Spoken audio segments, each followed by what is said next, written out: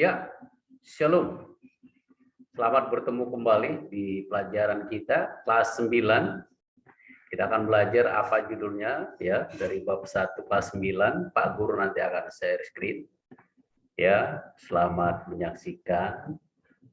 Selamat menyimak. Ya, boleh sambil minum air teh, yang minum kopi silakan. Yang menjus silakan ya. Minum jus atau apalah sambil santai ya melalui pelajaran ini karena kita belajar online. Pak Guru akan share screen pelajaran kita, pelajaran agama Kristen kelas 9 bab 1. Kita akan simak. Pak Guru share screen. Ini dia.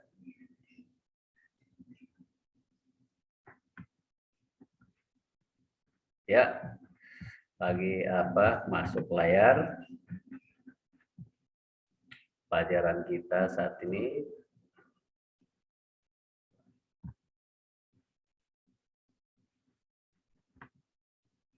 Ya, ini dia pelajaran agama Kristen kelas 8 ya.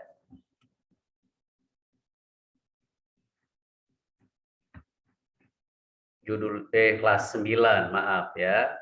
Pak Guru akan selanjutnya di full ininya, share screen-nya agar lebih jelas di layar laptop atau di layar handphone siswa sekalian. Ini dia pelajaran agama Kristen kelas 9 bab 1. Ya, judulnya Turunnya Roh Kudus. Ya, judulnya yaitu Turunnya Roh Kudus.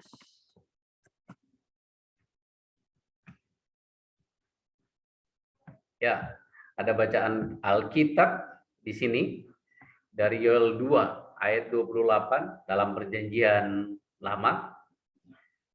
Pak Guru akan bacakan.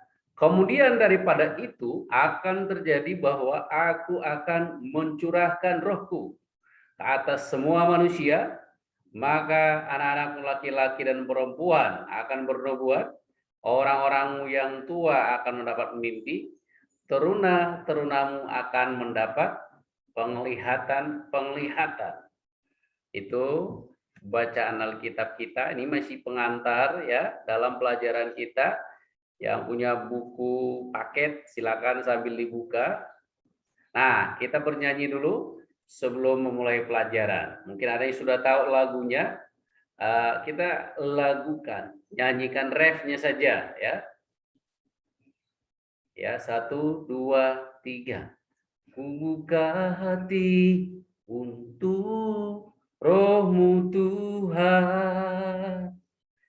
Ku buka hati menyembah-Mu Yesus.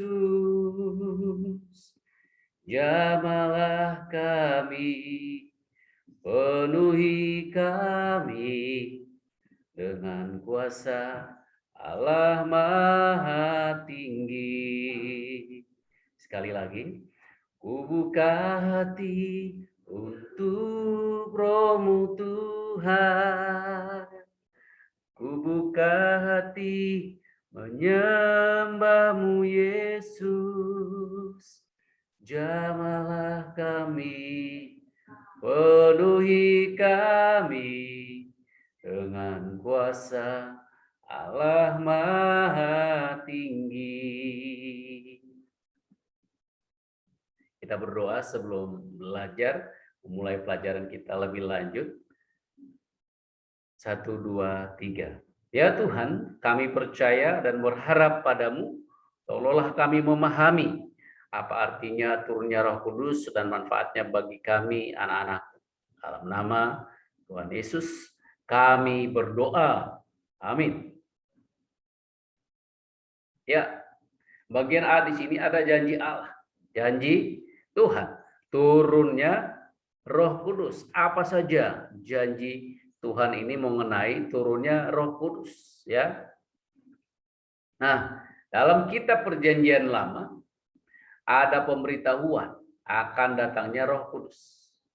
Pemberitahuan ini disebut juga sebagai nubuat. Ada yang sudah tahu apa arti nubuat?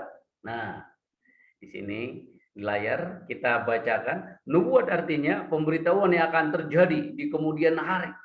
Ya, jadi para nabi mereka itu, arti nubuat ini sederhananya para nabi meramalkan yang akan terjadi di kemudian hari. Ya, contohnya Nabi Yesaya menubuatkan akan datangnya seseorang yang akan membebaskan umatnya dari dosa. Nah, berarti itu menubuatkan akan datangnya Yesus, ya. Itu arti nubuat. Jadi pemberitahuan sebelum sebuah peristiwa terjadi. Jadi itu disebut dengan nubuat. Nah, ini tadi Yoel 2 ayat 28. Ini pemberitahuan, ya, nubuat. Kemudian daripada itu akan terjadi bahwa aku akan mencurahkan rohku ke atas semua manusia, maka anakmu laki-laki dan perempuan akan bernubuat. Orang-orangmu yang tua akan mendapat mimpi, teruna-terunamu akan mendapat penglihatan. Ini adalah nubuat dalam perjanjian lama bagi kita orang-orang Kristen. Ya, ini digenapi di dalam perjanjian baru, ya, di dalam Kisah Para Rasul. Ya, tapi ini masih nubuat. Nanti kita akan masuk dalam perjanjian baru, ya, penjelasan itu. Kemudian dalam Yesaya 61 ayat 1 sampai 3. Ya, ini ayat 1 kita baca dulu. Roh Tuhan Allah ada padaku, oleh karena Tuhan telah mengurapi aku. Ia telah mengutus aku untuk menyampaikan kabar baik kepada orang-orang sengsara dan merawat orang-orang yang remuk hati, untuk memberikan pembebasan kepada orang-orang tawanan dan kepada orang-orang yang terkurung pelepasan dari penjara. Ini ayat 1, ayat 2, untuk memberitakan tahun rahmat Tuhan dan hari pembalasan Allah kita, untuk menghibur semua orang berkabung, ya, menghibur semua orang yang berkabung. Ayat yang ketiga, untuk mengaruniakan kepada mereka perhiasan kepala ganti abu, minyak untuk pesta ganti kain kabung, nyanyian puji-pujian ganti semangat yang pudar, supaya orang menyebut mereka, ya, pohon tarbantin, kebenaran tanaman Tuhan, untuk memperlihatkan keagungannya. Jadi ini nubuat dalam perjanjian lama bahwa Tuhan akan mengaruniakan perhiasan, ya, perhiasan kepala ganti abu, ya. Bayangkan perhiasan, ya, yang tadinya abu mereka berkabung, nah diganti dengan perhiasan, ya. Coba bayangkan kalau abu dimasukin kepala mereka, berarti zaman itu mereka sedang berkabung. Berarti kita di zaman ini, ya, bersyukur bahwa Roh Kudus sudah turun. Jadi nanti kita akan jelaskan orang-orang yang percaya kepada Tuhan Yesus mengenai turunnya Roh Kudus, mereka mengalami perhiasan kepala, ya. Jadi bukan abu lagi, kita juga bersuka cita, ya. Kita juga harus menyanyikan puji-pujian di sini. Tadi disampaikan, ya. Karena apa? Turunnya Roh Kudus. Jadi ini dalam perjanjian lama sebelum Tuhan Yesus hadir, ini akan terjadi di sesudah Tuhan Yesus hadir, dan ini sudah terjadi, ya. Tapi karena kita belajar mengenai sejarahnya agar kita memahami apa tadi? Sejarah, perjalanan bagaimana turunnya Roh Kudus. Jadi Roh Kudus itu diramalkan akan turun, ya. Jadi kalau apa sih Roh Kudus itu? Nah, ini kita lagi belajar, ya. Peran Roh Kudus dalam perjanjian baru. Yesus menyampaikan bahwa ia tidak akan meninggalkan muridnya sebagai yatim piatu. Ketika ada penyampaian kepada murid-muridnya, dia akan pergi, murid-muridnya sedih, ya. Dalam Yohanes 14. Kisahnya itu di dalam Yohanes 14, nanti kalian baca, buka kitabnya. Di situ Yesus menyampaikan kepada murid-muridnya, di mana mereka gelisah. Lalu Yesus berkata, aku tidak meninggalkan kamu sebagai yatim. Ya, bayangkan kalau yatim, orang tuanya pergi, jadi seolah-olah muridnya ini gelisah, tidak ada yang membimbing mereka lagi.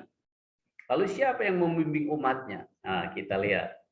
Aku akan minta kepada Bapa dan ia akan memberikan kepadamu seorang penolong yang lain, supaya ia menyertai kamu selama-lamanya, yaitu Roh kebenaran. Jadi Yesus ini berkata, menjanjikan bahwa orang yang percaya kepadanya diberikan penolong. Jadi Roh Kudus itu penolong. Jadi orang yang percaya kepada Yesus, dia ada penolong dalam hidupnya. Kamu, siswa, dan Pak Guru, kita ada penolong, yaitu Roh Kudus. Untuk apa? Menyertai kamu, ya. Ini menyertai kamu selama-lamanya, yaitu Roh kebenaran. Jadi yang menyertai kita itu yaitu Roh kebenaran. Jadi katakan ada penolong, yaitu Roh Kudus. Wow, luar biasa ini. Jadi Pak Guru, kamu, kita semua ada penolong, yaitu Roh Kudus.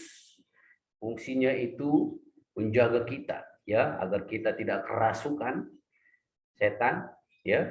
Kita dijaga oleh Roh Kudus. Jadi Roh Kudus itu lebih besar daripada roh yang ada dalam dunia ini. Jadi katakan Roh Kudus ada di dalammu. Ya, kita akan masuk lebih dalam lagi. Kita lanjutkan? Oke? Serius? Ya. Ini Roh Kudus dalam bahasa Yunani yaitu Parakletos. Artinya seseorang yang dipanggil untuk mendampingi, membela seseorang di hadapan mahkamah, yakni seorang asisten hukum atau seorang perantara untuk menolong. Jadi Parakletos ini dia membela kita. Ya, dari serangan kuasa kegelapan dia membela kita, menjaga kita. Luar biasa.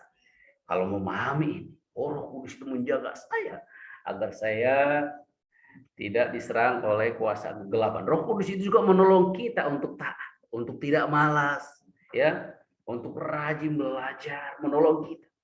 Ya, tadinya kita malas belajar tapi rajin belajar karena ditolong oleh Roh Kudus. Nah, Roh Kudus dalam bahasa Yunani adalah Parakletos, seseorang dipanggil mendampingi atau membela. Tadi ini udah. Ya. Kita masuk ke bagian B, ya. Gereja mula-mula sebagai wujud janji Allah.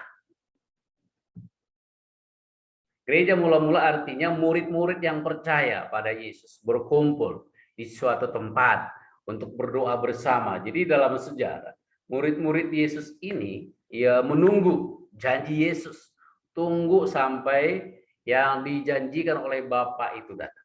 Jadi murid-murid Yesus ini sudah Yesus naik ke surga, mereka menunggu di Yerusalem, mereka berdoa selama 10 hari, ya. Ini jemaat mula-mula, artinya murid-murid Yesus, ya, di abad pertama, sekitar abad pertama, ya, Masehi.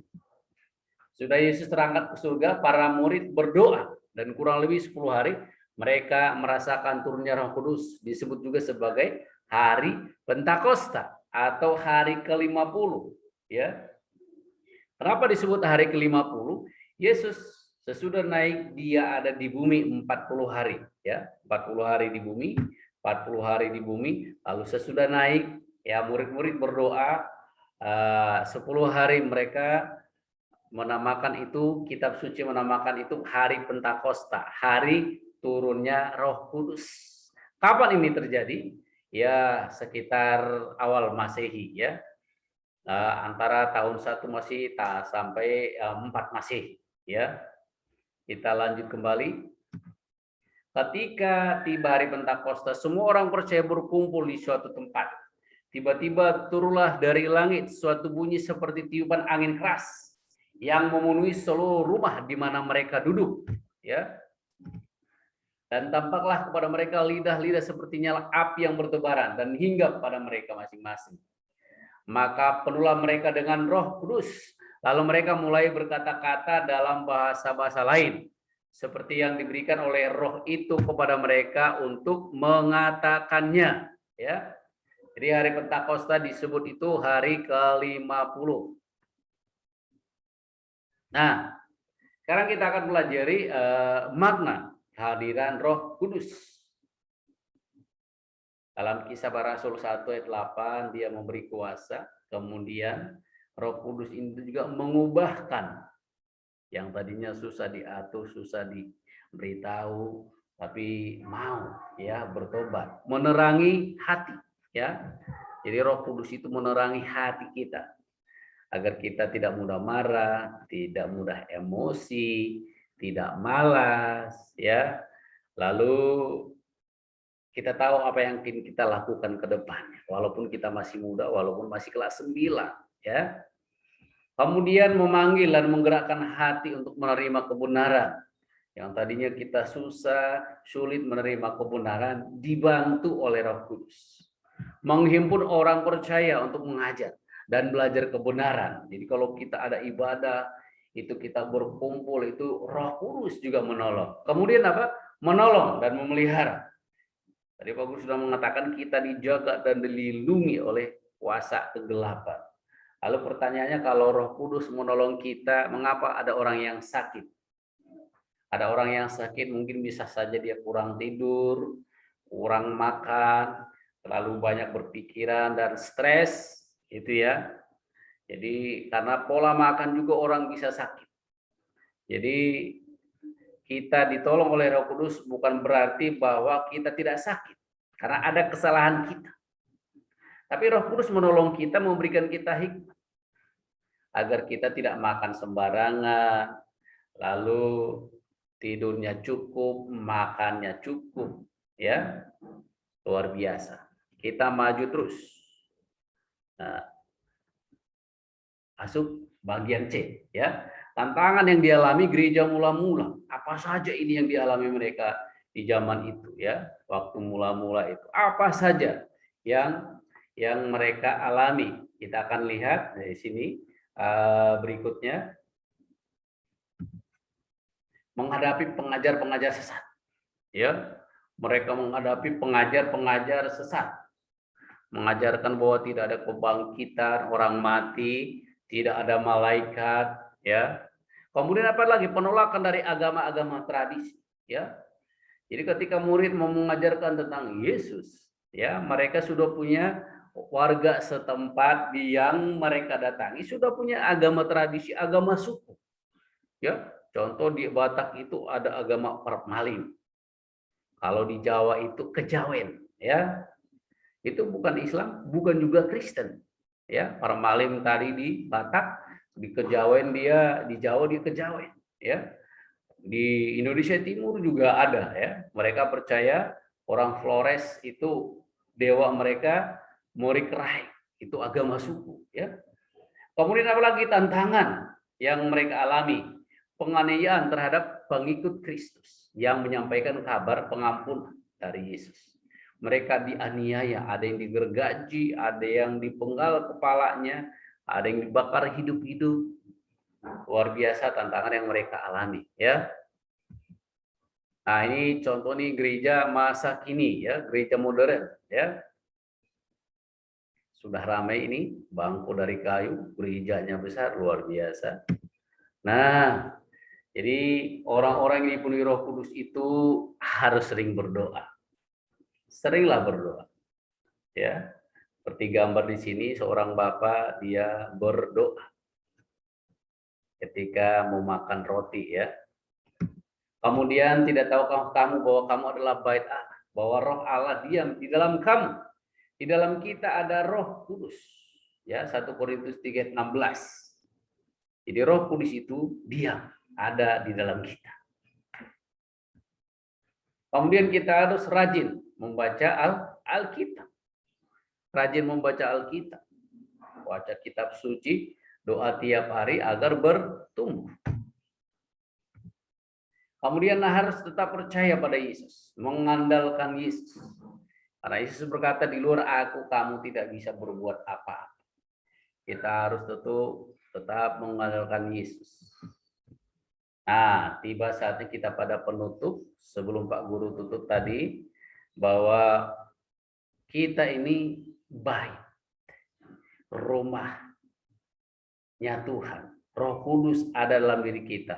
Di mana tadi itu? Ini, ya, ini harus dihafal. Bahwa hafal, pahami, Roh Kudus ada dalam diri kita karena percaya.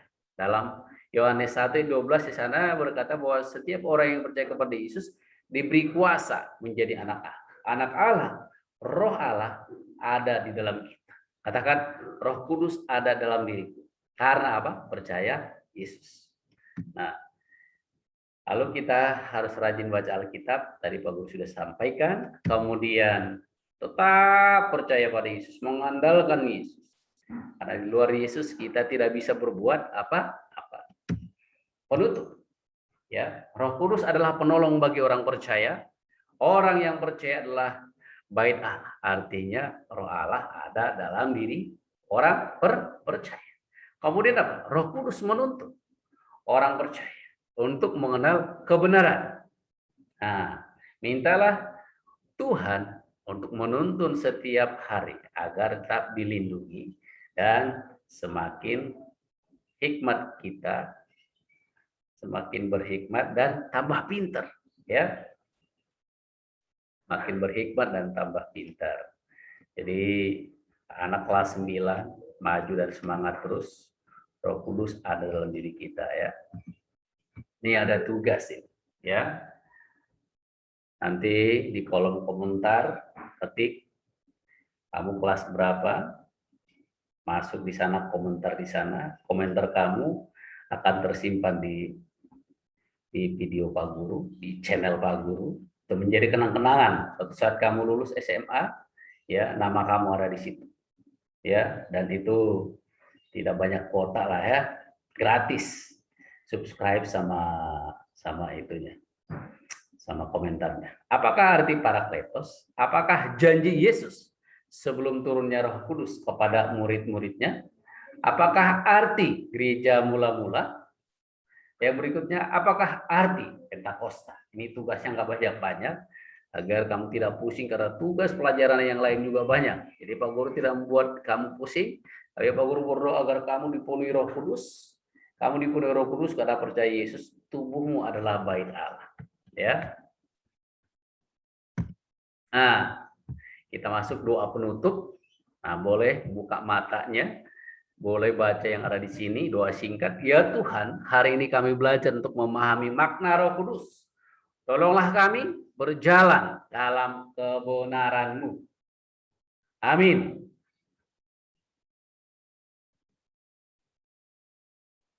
Ya, demikianlah adik-adik, anak siswa SMP kelas 9, pelajaran yang Pak Guru sampaikan dengan keterbatasan, ya, pahami bahwa kita yang percaya Yesus, Roh Kudus ada dalam diri kita.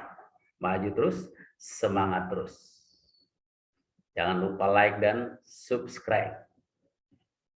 Amin. Sampai bertemu nanti di pelajaran bab 2, ya. Ini baru bab 1. Selamat datang di kelas 9, kelas baru untuk kamu.